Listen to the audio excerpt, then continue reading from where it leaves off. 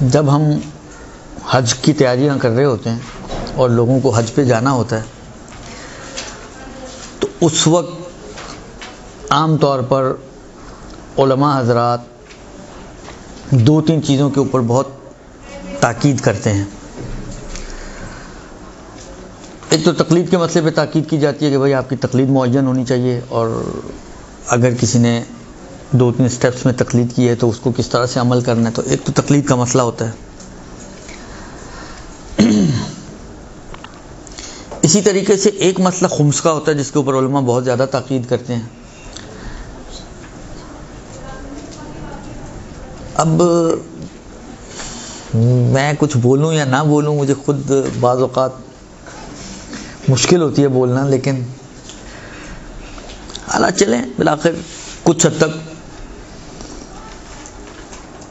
تاکید بہت زیادہ کرتے ہیں علماء حضرات خمس کے اوپر، اور اتنی تاکید ہوتی ہے کہ لوگ بیچارے جو ہے وہ پریشان گھوم رہے ہوتے ہیں کہ یار یہ خمس نکالنی پڑے گی، جبکہ بہت سے کیسز ایسے ہوتے ہیں اس حج کے جن میں خمس واجب ہوتی ہی نہیں ہے. اس لیے کہ مثلا وہ تو ایک عمومی مسئلہ بتا دیتے ہیں. اچھا، لوگوں کے ذہنوں میں جو چیز آتی ہے وہ یہ آتی ہے کہ شاید خمس اور حج جو ہے نا وہ اس طرح جڑے ہوئے ہیں کہ اگر خمس نہیں دی تو حج گیا. اچھا، حج ایک ایسی عبادت ہے جو ویسی زندگی میں ایک دفعہ سعادت ہوتی ہے بہت سے لوگوں کو، کیونکہ اکثریت تو ہماری مالداروں کی نہیں ہے، اکثریت تو ہماری مڈل کلاس یا لوور مڈل کلاس ٹائپ کے لوگوں کی ہے. اب یہ لوگ کتنے پاپڑ بیل کر حج پر جاتے ہیں. تو اچھا، یہ تو بالآخر ان کے لیے افورڈ بھی مشکل ہوتا ہے، اور حساس اس لیے بھی زیادہ ہوتے ہیں کہ بھائی 4 لاکھ 5 لاکھ 6 لاکھ خرچ کر رہے ہیں، زندگی کی جمع پونجی پتہ نہیں کس طرح جمع کیے ہوتے ہیں، اور اگر خدا نہ خواستہ حج خراب ہو گیا، باطل ہو گیا، تو یہ وہ بھی گئے اور یہ بھی گئے، نہ حج ہوا اور پیسے بھی گئے. اور پیسے واپس تھوڑی دیں گے. سعودی حکومت آپ کے خیال میں آپ کو پیسے واپس کر دے گی؟ یہ لیں جی آپ کا حج کیونکہ باطل ہو گئی، یہ آپ کو چیک واپس کر رہے ہیں. ایسا تو نہیں ہوگا. تو اس لیے بہت زیادہ سینسیٹیو ہوتے ہیں.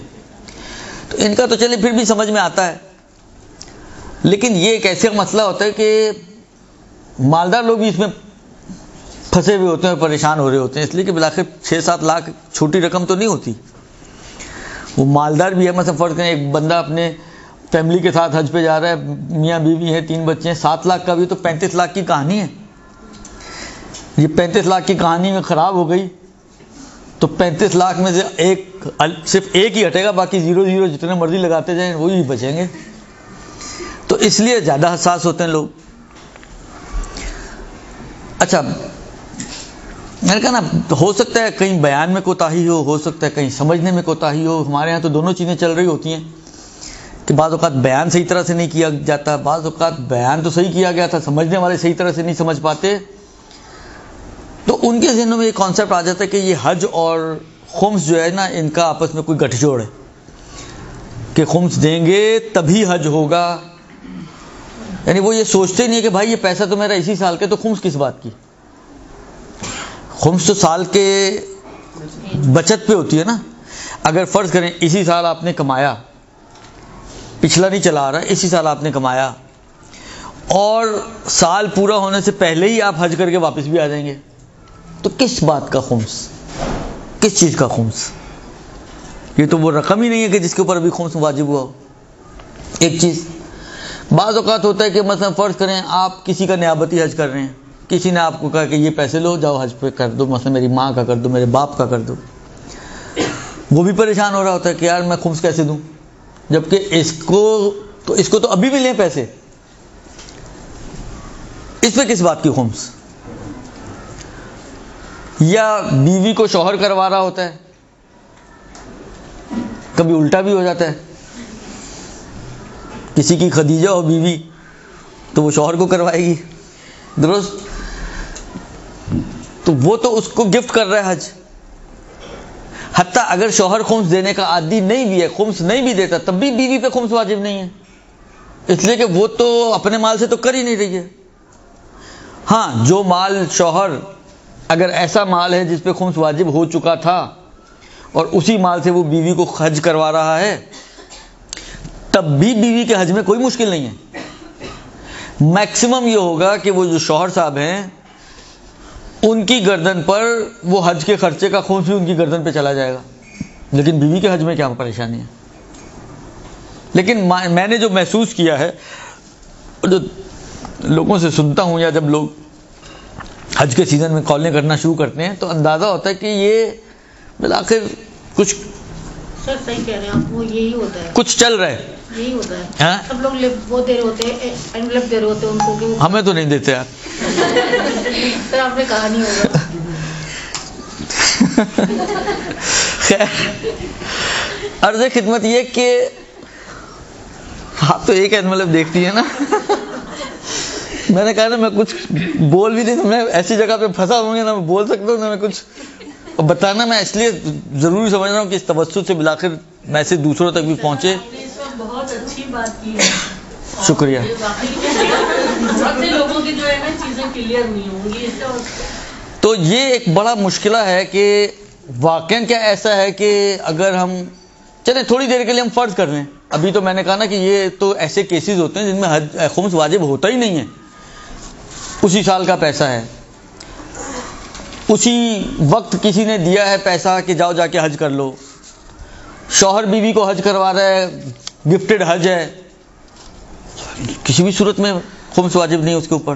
لیکن اگر جنہوں نے دیا ہی نہ ہو پھر بھی یہ پیسہ تو وہ ہے نا، یہ تو مجھے معلوم ہے میرا یہ وہ پیسہ ہے جو میرا اسی سال کا پیسہ ہے.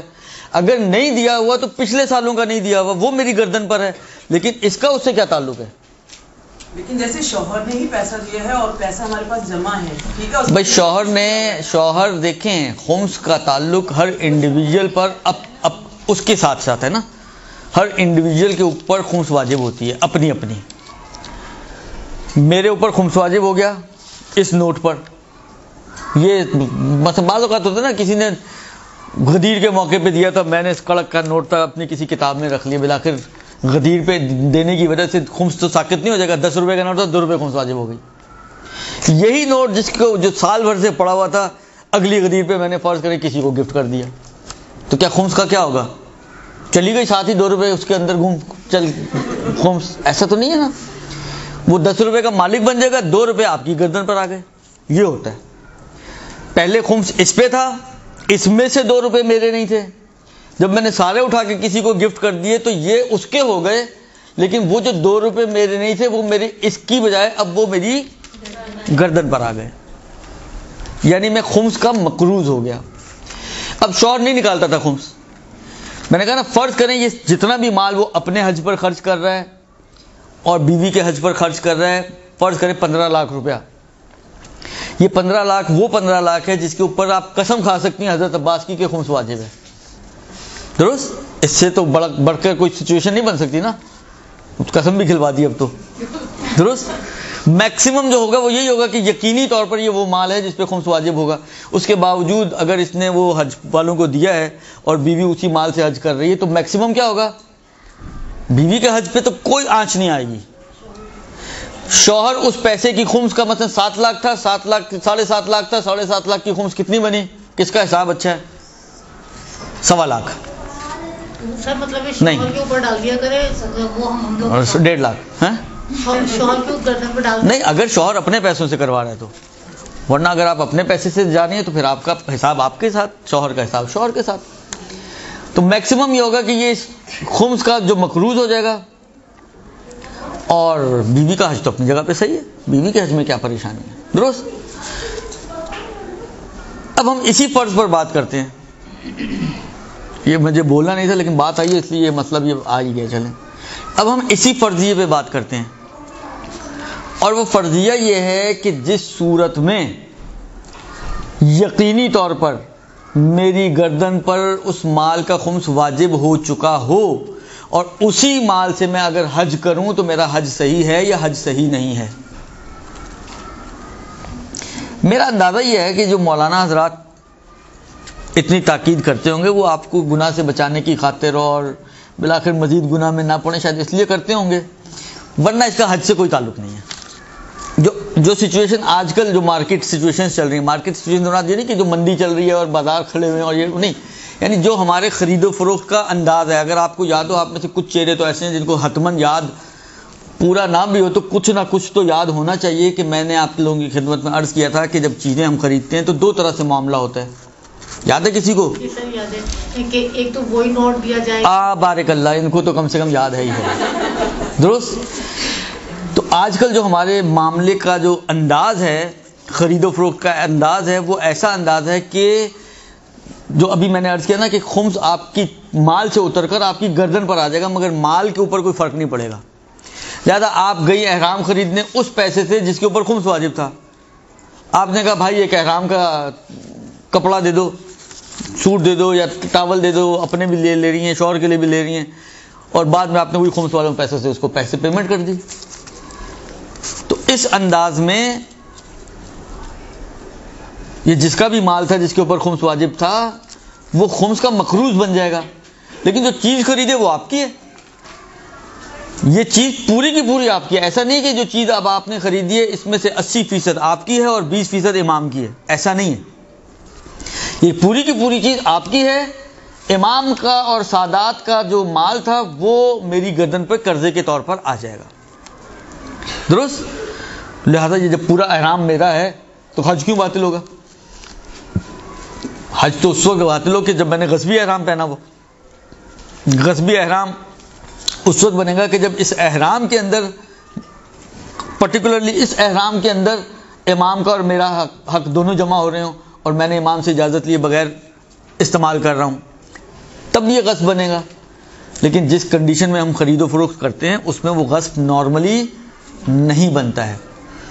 لہذا سچ پوچھیں اگر آپ، جو مسئلہ ہے شرعی مسئلہ، فقہی مسئلہ، اس کے حساب سے خمس اور حج کا کوئی تعلق نہیں ہے. آج کل کے زمانے میں ایک منٹ، خمس کا اور حج کا کوئی تعلق نہیں ہے. لہذا آپ پورے اس پیسے سے اگر حج ادا کریں جس کے اوپر قطعی طور پہ خمس واجب تھا تب بھی آپ کا حج صحیح ہے. ہاں آپ نے خمس نہیں نکالا، گنہگار ہیں آپ. حق زہرا کھایا، اولاد زہرا کا حق کھایا، آپ گنہگار ہیں. البتہ یہ بھی ایک جملہ بات آئی ہے، میں پھر مشکل ہی ہوتے ہیں کہ بعض لوگوں نے بعض ایسی باتیں کہی ہوئی ہوتی ہیں کہ میں ابھی جملہ بولوں گا اور آپ لوگوں کا ذہن ادھر چلا جائے گا، جبکہ میں ایک عمومی بات کرنا چاہ رہا ہوں، کسی خاص شخصیت کو ٹارگٹ نہیں کرنا چاہ رہا کہ بات صحیح ہے یا صحیح نہیں ہے. میں اس اینگل سے بات کرنا چاہ رہا ہوں کہ بعض کہتے ہیں، یہ بعض جگہ آپ پوسٹیں وغیرہ بھی دیکھتے ہیں کہ جس طرح مثلا فدق کھانے والے لانتی تھے اسی طرح حق کے ذرا خمس نہ دینے والا بھی لانتی ہے. مثلا ایسا نہیں ہے. فدق کھانے والے اور خمس کھانے والے کیا ایک ہی لیول کے ہیں؟ وہ تو وہ ظالمین ہیں جن کے اوپر جناب زہرا نے خود لعنت کی ہے، جن کو جناب زہرا نے خود ناراضگی کا اظہار کیا ہے، جن پر امیر المومنین نے لعن کی ہے، جن کے اوپر چھٹے امام نے لعن کی ہے.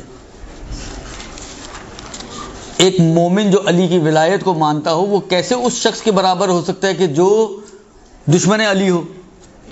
کبھی بھی ان کا یہ مقایسہ ہی غلط ہے. مثلا میں اگر نماز نہیں پڑھتا تو میں مثلا فرض کریں ابن ملجم کی طرح ہو گیا، اس نے بھی اس دن نماز نہیں پڑھی تھی، قتل کرنے میں مصروف تھا.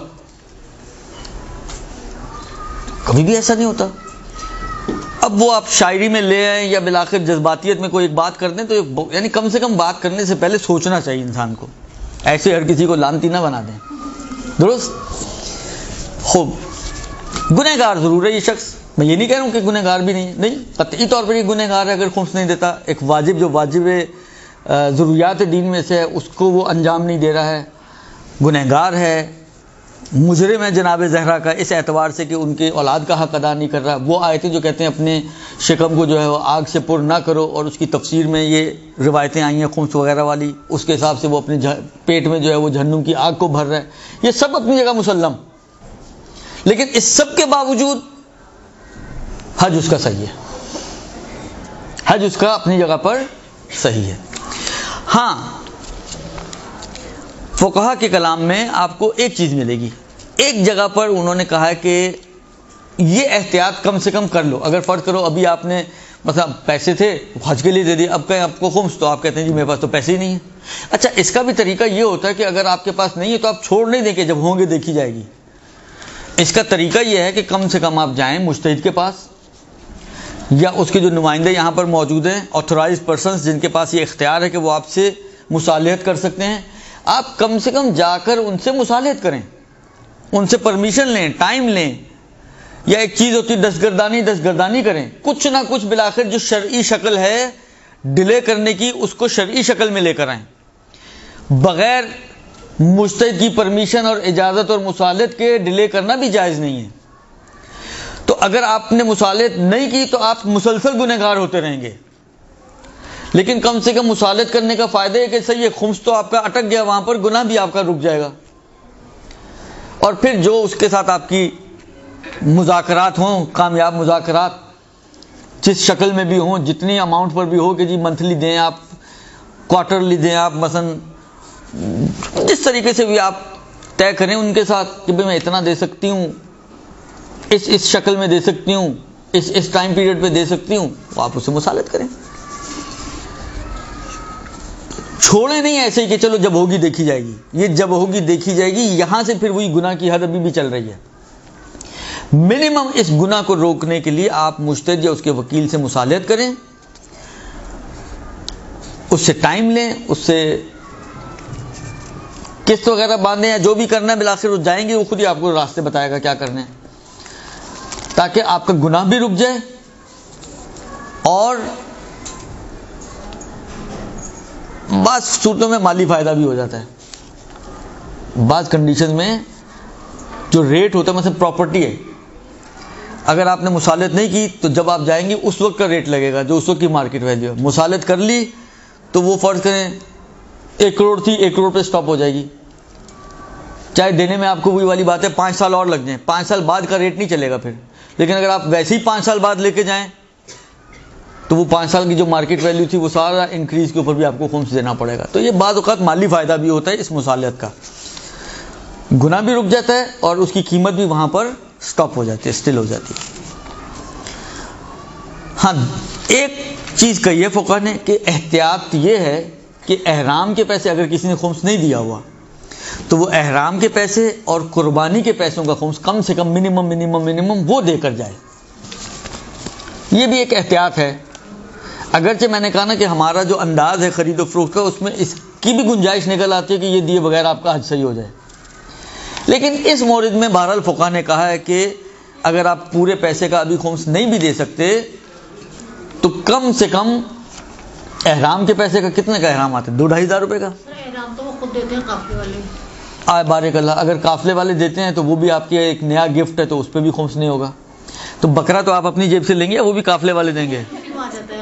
لیکن وہ آپ نے پیسے دیے ہوئے ہوتے ہیں، وہ اپنی طرف سے نہیں دے رہے ہوتے. ویسے تو اصولی طور پہ دیکھیں تو وہ احرام کے بھی پیسے آپ سے لے چکے ہوتے ہیں. اتنا شریف کوئی نہیں ہوتا جو اپنی جیب سے پالے لوگوں کو. خیر، لیکن چلیں اس میں ہم تصور کر سکتے ہیں کہ وہ جو ہے ان کی طرف سے ایک گفٹ ہے 2-2.5 ہزار روپے کا، تو ممکن ہے شاید اتنا نہ ہو.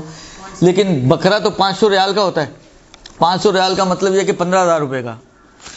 وہ ہر حاجی کو 15 ہزار کے اگر گفٹ دینے لگے ہاں تو وہ اس میں لیے ہوئے ہوتے ہیں آپ سے پیسے اس سے. تو اس پیسے کا خمس اگر واجب ہو چکا ہے، خمس وہ بھی اس صورت میں کہ اگر خمس واجب ہو چکا ہے، اگر نیا پیسہ ہے یا وہی جو بیوی والی مثال دے رہا ہوں، ان تمام مثالوں میں تو ویسے ہی واجب نہیں ہے خمس، تو اس میں احتیاط بھی نہیں ہے.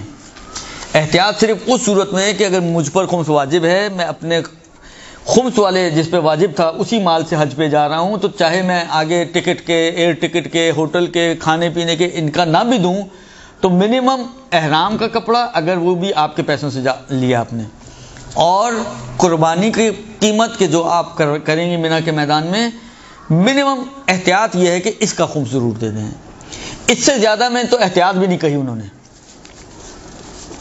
البتہ پھر وہی والی بات ہے، مصالحت ضرور کر کے جائیں. وہ ضروری ہے، وہ ضروری ہے، کیونکہ اس کے بغیر تو آپ کے لیے تصرف بھی جائز نہیں ہے مال میں. چاہے اس کے اندر 80% آپ ہی کا مال ہے، لیکن اس کے باوجود آپ تصرف نہیں کر سکتے، استعمال نہیں کر سکتے. تو وہ تو ضروری ہے ہی، لیکن اگر وہ کر لیا آپ نے ایک دفعہ تو پھر تو اس احتیاط کی بھی ضرورت. ابھی اس کو چھوڑ دیں، ابھی میں وہ ادھر ادھر نہیں جانا چاہ رہا ہوں. ابھی پچھلے خمس کو چھوڑ دیں. ابھی تو ہم حج کی خمس کی بات کر رہے ہیں، کیونکہ ایک بہت بڑی غلط فہمی ہے لوگوں کے درمیان اور بہت غلط انداز سے یہ مسئلہ پھیلا ہوا ہے. تو اس لیے میں نے چاہا کہ اس کی ایک تصحیح ہو جائے اور شاید حج سے پہلے کسی کا کچھ بچت ہو جائے. درست ہو. برحمتك يا أرحم الراحمين وصلى الله على محمد وآله الطاهرين.